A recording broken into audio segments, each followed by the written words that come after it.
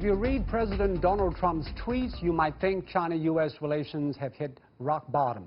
But for American companies doing business in China, things may be different. According to the latest survey by U.S. China Business Council, a large percentage of U.S. firms are still optimistic about the long-term business outlook in China. So has the Phase 1 trade deal helped boost their confidence? What are the top concerns of American businesses, and how will businesses adjust to the emerging divisions between China and the U.S.? To discuss these issues and more, I'm joined by Craig Allen, President of the U.S. China Business Council. That is our topic. This is Dialogue. I'm Zhou Yue.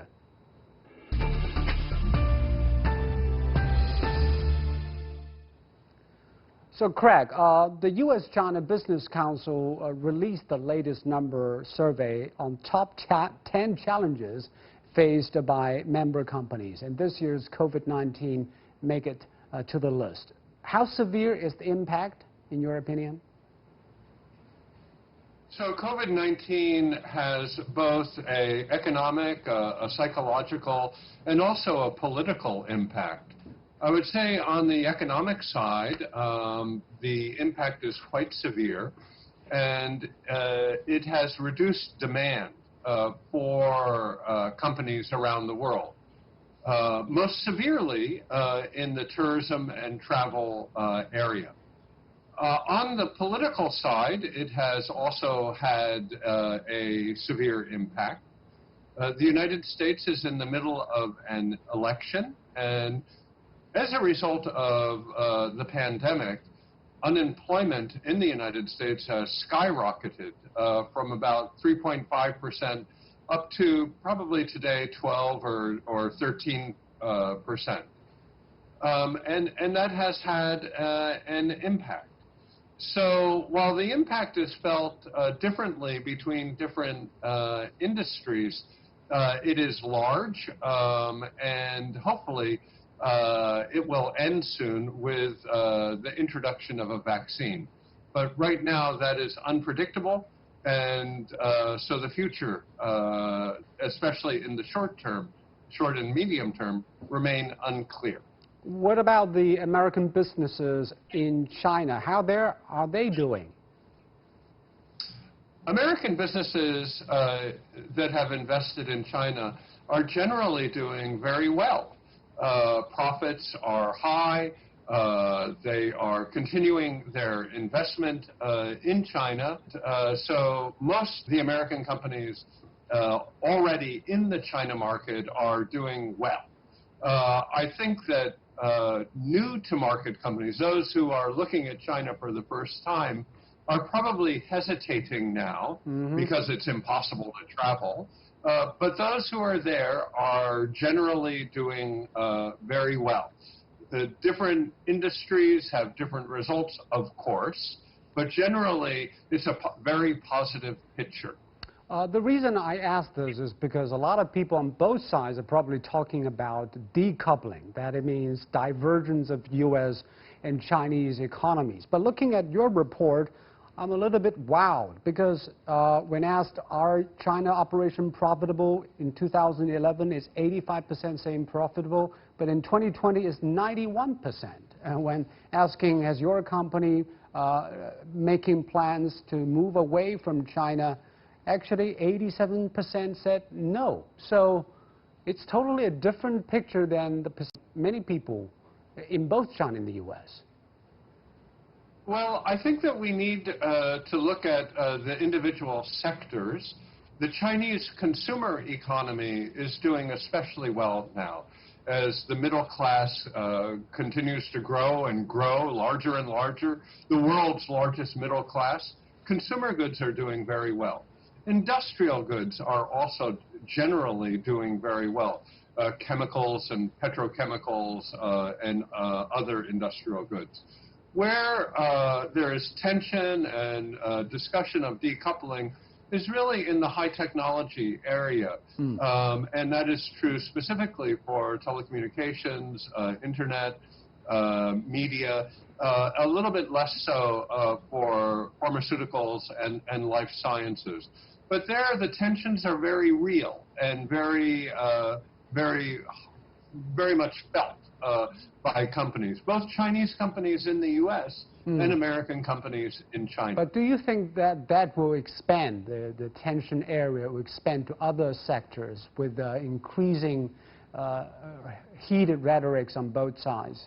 Well, I think that there is definitely that potential, but we are hopeful that national security concerns by both governments can be contained within very specific and limited industries and not expand beyond what normal citizens would consider national security.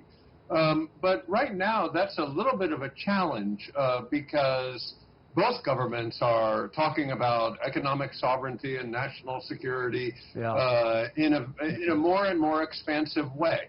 And I think that that is something that is a concern to companies. It's a concern to those who want the WTO to function well. And it's a concern to innovators and academics and scientists who wish to work on a global basis.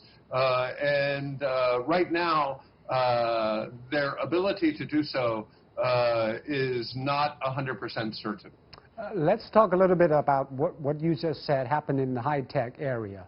President Trump launched attacks on Huawei, TikTok, and WeChat.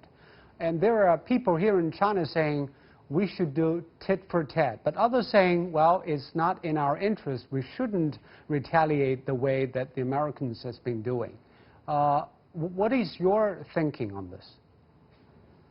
Well, I would note that many of the world's most popular services and software are not available in China. And so those in America say that this is just tit for tat. The fact that Facebook and Twitter and Google are not available in China is something that I would ask our Chinese friends to please consider. I think that the tit for tat excuse me, Craig, those companies, they chose to leave the Chinese market. Many here would argue, but TikTok and WeChat were actually banned by American authorities for national security concerns they cannot show proof. So I think that they will not say that they chose to leave China. I think that they will say that they had to leave China. So TikTok and WeChat are very different. They are different companies. And we'll have to see how this works out. On our side, we hope that the rule of law will be applied fairly and equally to all companies around the world. We are hopeful that the Chinese government will apply rule of law in an impartial manner to all companies. And I think we can say the same of all governments. This is becoming more difficult in an age where data is really the currency that companies wish to deal with. These are real problems. Who owns the data? How is the data being used? What are the rules for cross-border data flows? And what are the rights of individuals within this? These are issues that should be worked out preferably on a global basis. But if not, each country needs to do so in a manner that is respectful of obligations to other countries. We're a long way from that. Yeah. We don't have answers to the digital world right now, and we desperately need them. This is indeed a very thorny issue because of the differences on the laws and regulations. Let's talk about what has been agreed upon. The China-U.S. Phase 1 trade deal. It has been implemented and in place for 6 months. In what ways have those efforts benefited American businesses and also Chinese businesses despite the spiraling tensions and COVID? Well, thank you for that question, because I think that there's a lot of good news here. American companies, and I dare say Chinese companies, very much welcome the improvements in intellectual property rights protection that were announced with the Phase 1 deal. And I think that that has had a large effect generally, but also for American companies. And that would be particularly true in the pharmaceutical area and in copyright as well as anti-counterfeit. There has also been a great deal of progress in financial services, and there life insurance companies, property insurance companies, banks, securities companies, rating companies, payments companies have been permitted to do business in China for the first time. And I think that that is good for China's internal markets, and it's certainly also very good for our companies. And the third area where there's been great progress is in agriculture.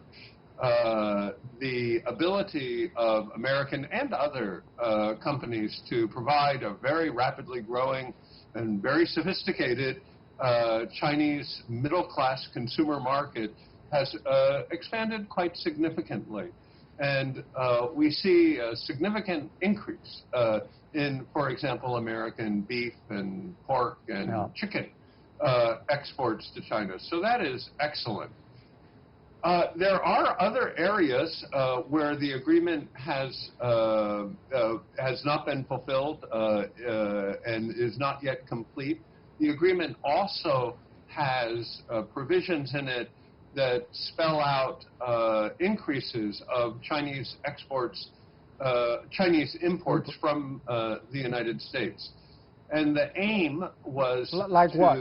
Categories, manufacturing, energy, services, and agriculture. And the general theme was to double U.S. exports from a 2017 base by 2021.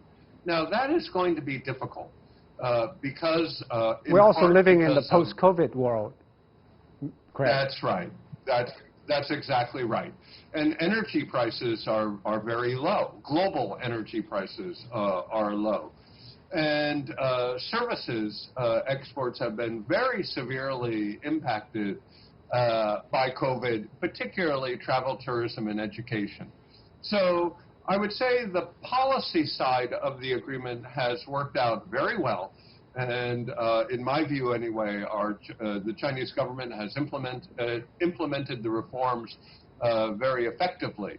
On the quantitative side, however, we are challenged by COVID and a relatively steep drop in demand, both in China and globally.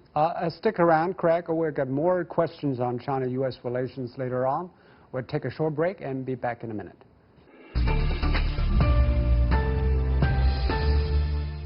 Let's continue our talk with Craig Ellen, President of the U.S. China Business Council, on China-U.S. economic relations. There are talks that Chinese and U.S. officials are planning to assess the nation's trade agreement again, against the backdrop of rising tensions, of course. Do you see any changes to the trade deal? Because, of course, we understand it's election year and less than 3 months until the presidential election. Is this the right time?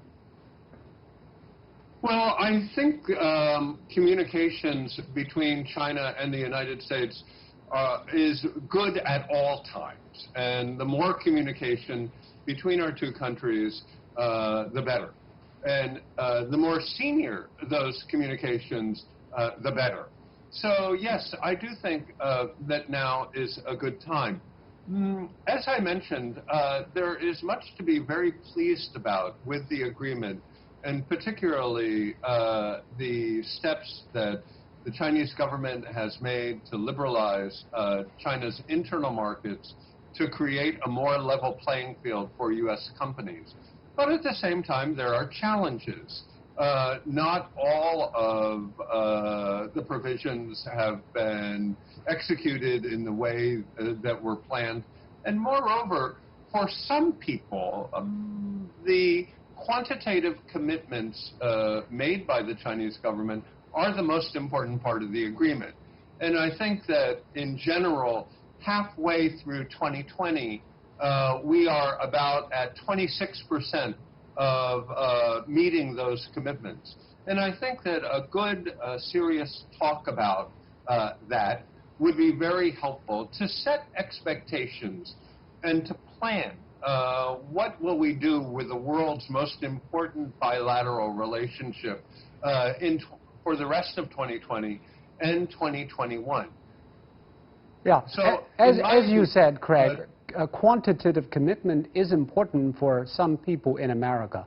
But do you think it will remain so after the presidential election if there is another president coming to office? Well, it's a good question, and I suspect that the answer is yes. And the reason for that is many American companies want to export to China, and we realize the importance of China in the global economy in 2019, 2020, and for the rest of my lifetime. China will represent approximately 30% of global growth for the next 10 years. And so, of course, we wish to export to China, and we have a commitment by the government of China to increase exports. And so, therefore, of course, we want to see full implementation of that agreement. And I think that the next government, be it a Biden administration or a Trump administration, will feel exactly the same way. And also, because of COVID, China has reopened almost for 3 months already, but America is still having trouble opening its economy. So do you think that will complicate the trade deals or technology negotiations in the future? Well, it's a good question, and I think that we must be humble, and we do not know what this virus will do. I do not know what it will do in America, and while I hope the best for our friends in China, I remain worried about the virus. But the virus has had an impact on demand.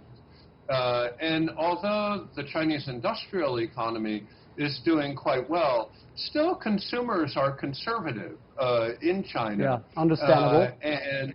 And in your report, it says the China-U.S. relationship poses the top challenge for U.S. companies in China for the coming years. In what ways they are challenging? How concerned are you? Well, I am very concerned, and I think that that concern comes at different levels. I think that at a very basic level, the public perceptions of the United States and China have severely deteriorated, and the same is true in the United States about public perceptions about China. That concerns me. Chinese consumers are 20% of the world's population, and so therefore it's important, as is American public concerns about China. It concerns me also if the two governments are not working effectively together, then we're not solving problems. Rather, we're letting problems fester and grow. It also concerns me that when we have a crisis, and COVID is a crisis, but there are many other types of crises that we could think about, then it becomes even more difficult for our two governments to interact and to collaborate. There are many issues upon which our two governments should be collaborating, and I don't see that type of effort being made. And I think that that's very unfortunate, be it global warming, working on COVID-19, anti-terrorism, anti-narcotics. We could go on and on. It takes leadership to set the tone for great power relationships. But are we now in a time where political rivalry and competition of different narratives overrides economic incentives, even for U.S. presidents and Chinese leaders? And how can things be anything different? The economic fundamentals are what both leaders in both countries need to rely upon to build a future for their country. And the economic fundamentals of U.S.-China relations are very large and very important to both countries. And the future of both countries is not going to be very bright unless we are able to get these economic fundamentals in a good, solid place. And so we should work hard to get the economic fundamentals in a good, solid base where we have a balance and an equilibrium that is sustainable. And that will require leadership on both sides. And I am confident that we could find that leadership on both sides. And certainly from the business perspective, and I think that that would be equally true of Chinese business, it is in our interest to help both governments to find that place of equilibrium where both sides can prosper for the longer term. Yeah, but we have to be cool-headed and clear-eyed. Of course, the odds of conflicts in many areas, including defense, technology, media, diplomacy, are increasing. So how do you view these new trends, and how can we manage to minimize the chances of conflicts? I look at problems between the world's two greatest powers as inevitable, and nothing to get too excited about. They are not existential problems between the two countries. They are rather jostling for position between two great powers. The fundamental key is the economics of the relationship, and therefore it behooves both governments to attempt to find a new economic equilibrium by mostly continuing the economic reform and opening process in China, and allowing foreign companies to play a role in China that is similar to the role that they play in other countries. China's state-owned enterprises are very large and growing, and foreign companies as well as private Chinese companies would very much appreciate a chance to compete on an equal basis with Chinese state-owned companies. And I hope that we could see that day. It's in the interest of the Chinese people, and it is in the interest of the global economy, and it would help to provide a more stable U.S.-China economic relationship, which is the basis of our relationship.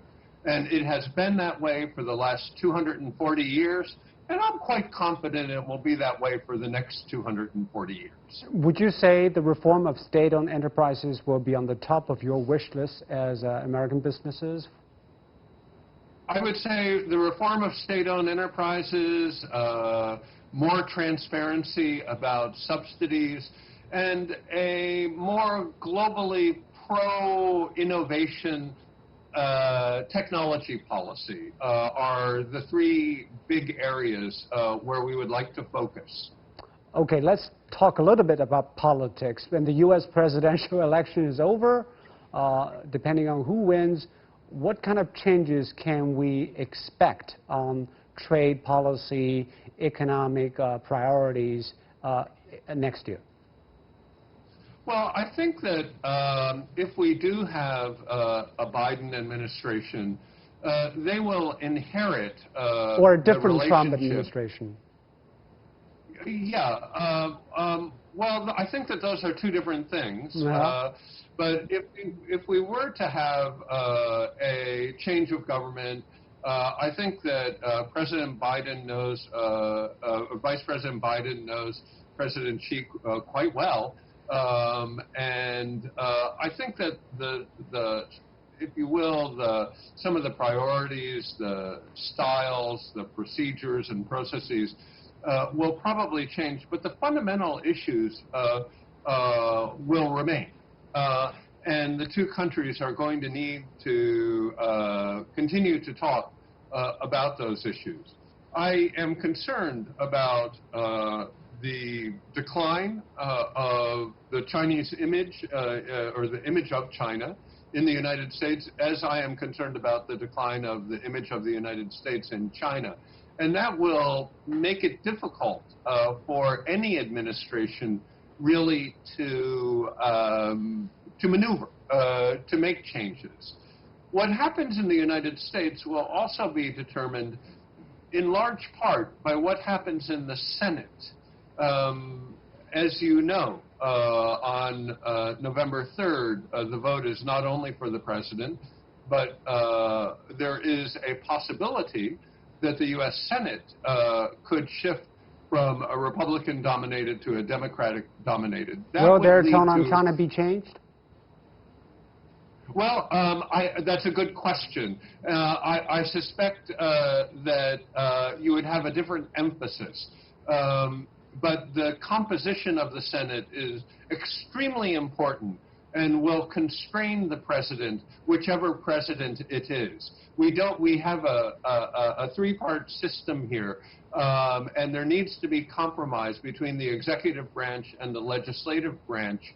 And who runs the Senate is extremely important for U.S.-China relations. And right now, I don't know who that will be. On November 4th, we will know. All right.